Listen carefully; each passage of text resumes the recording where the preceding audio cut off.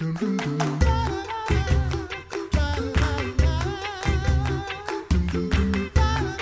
listening to The Coffee Hour. I'm Andy Bates. And I'm Roy Askins, Executive Editor of the Lutheran Witness. And we are recording at the LCMS Synod Convention in Phoenix, where the International Church Relations Conference is running concurrently. And joining us today, the Reverend Timothy Teuscher. He's president of the Lutheran Church Canada. Pastor Teuscher, thanks for joining us today. Thank you for having me. It is a delight to get to meet with you and so many presidents and bishops from Lutheran churches around the world. This one is particularly special to us, our neighbors to the north and partners who we've been serving alongside for many years. And so it's nice to have the opportunity to sit down and talk with you today. Tell us a little bit about where you get to live and serve as president. Where do you live and serve in Canada? Our synodic office is in Winnipeg, Manitoba. And so that's where I'm located. Tell me a little bit more about the Lutheran Church Canada more broadly. I mean, where is it here as the LCMS? We tend to be kind of centrally located. We're all over. But where is the Lutheran Church Canada generally located and found? Well, across the country, pockets primarily in southern Ontario. Mm-hmm. Some of the congregations stretch back to late 1800s. A few were founding congregations of the Missouri Synod. Mm-hmm. And then a few in Manitoba and Saskatchewan, and then a pocket in Edmonton, Alberta, where there was a lot of German immigrants there. What is the general landscape or outlook for religion in Canada today? I think it's more on a downward slide than it is in the United States, as far as less people going to church, the church is closing, church's message is not only not acceptable, but even, if some had their way, probably say proscribed. We recently did, I think, an article on a recent legislation that passed in Canada about, was it related to hate speech? Is that correct? Yes. Tell us a little bit about that. Well, it's not as drastic as some have made it out to be. Okay. It might end up being that way.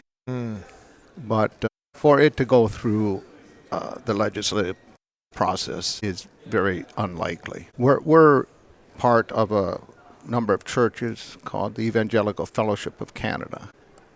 10, 12, 15 different church bodies that have the same position for moral and ethical issues. And that organization deals primarily with government officials and recommendations before courts and so forth. You mentioned earlier that some congregations of the Lutheran Church Canada were initially Lutheran Church Missouri Synod congregations. Tell us a little bit about the history and the formation of Lutheran Church Canada. There were 3 districts in Canada of the Missouri Synod. I didn't know that. Ontario District, the Manitoba-Saskatchewan District, and the Alberta-British Columbia District, as well as congregations in northwest Ontario that were part of the Minnesota North District. And then a few congregations that were part of the English district and the SCLC or Slovak district. So LCC in the late 1980s, with the encouragement and blessing of the Missouri Synod, formed Lutheran Church Canada from those congregations. Okay. Tell us a little bit about, I believe you have a seminary, St. Catharines. We have 2, actually. Oh, really? One in St. Catharines, Ontario, which is stone's throw from Niagara Falls. That'd be beautiful, imagining. And another in Edmonton, Alberta. Tell me about students. What does the student body look like? They're very small.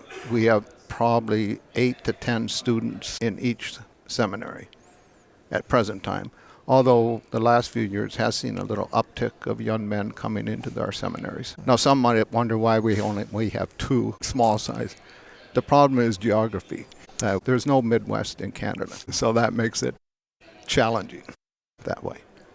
How are you able to serve, how are the congregations of the Lutheran Church Canada able to serve their communities in their context with the love of Christ? What does that look like across Canada?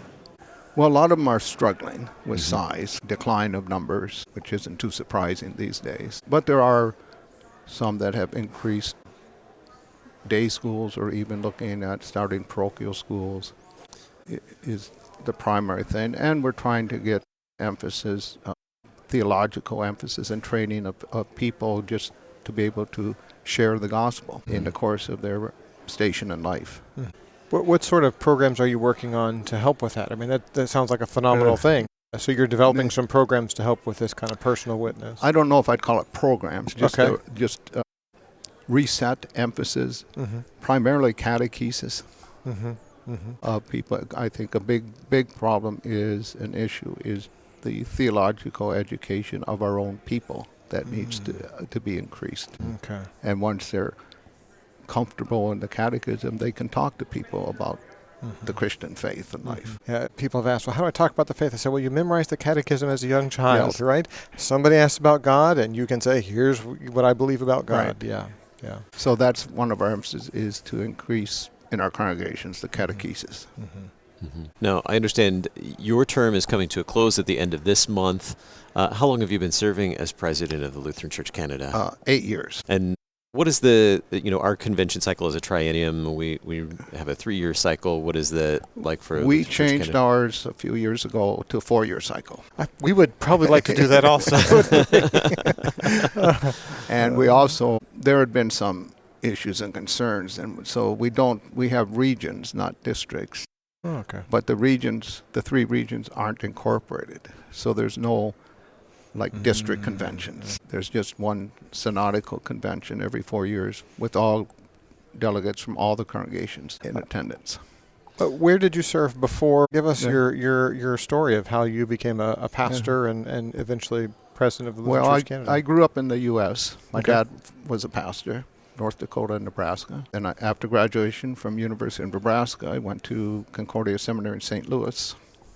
Graduated there in 1980. Oh, wow. They were probably still adjusting, I'm assuming. Yeah. Yes, it was. Yeah. It was an interesting time. Yeah. And my first call out of the SEM was to a congregation in suburban Toronto. Okay.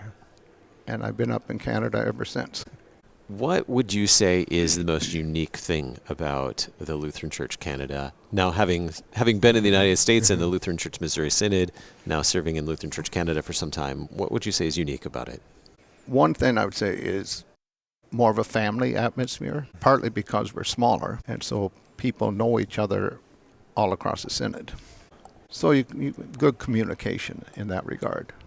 You've kind of said, of course, size is one of the challenges Lutheran Church Canada faces. What would be some of the challenges? Obviously, a family atmosphere is a great joy and a great blessing. What would be some of the challenges that the Lutheran Church Canada faces? Well, one, of course, is living in a secular, even anti-Christian society where people, the average church attendance is lower than it is in the States. And I think the next generation, it's teaching the children and reaching out into the community. What's your takeaway from the LCMS Convention and the International Church Relations Conference going on this week? Wrapping up your term as president of Lutheran Church Canada, what's your takeaway from all of this? Well, the International Relations Committee gathering is very good surprisingly, we're one of the largest church bodies in that group. And so a lot of the churches are very small. You might be talking 10, 12 congregations. And so it's very good for the brotherhood that we're in this together and that they're not alone.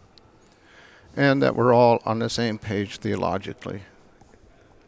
It's probably the most important thing to maintain that. Indeed.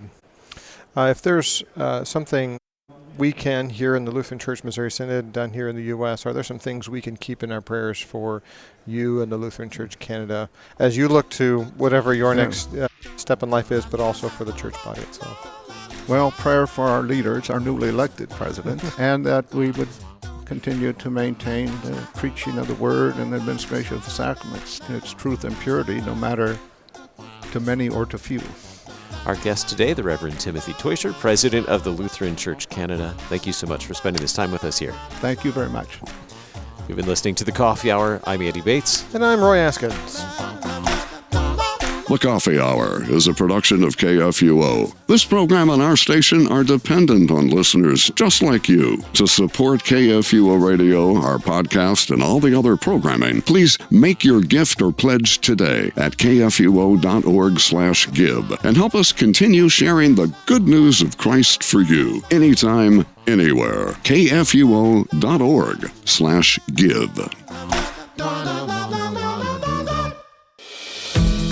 The Concordia University system is comprised of 5 universities of the Lutheran Church Missouri Synod. Located across the United States, the universities offer more than 160 undergraduate and 50 graduate programs and approach learning from a Lutheran context with the goal of developing Christian leaders for the church, community, and the world. Learn more about your Concordia University system at cus.edu. The Concordia University System. Education built on God's Word. cus.edu.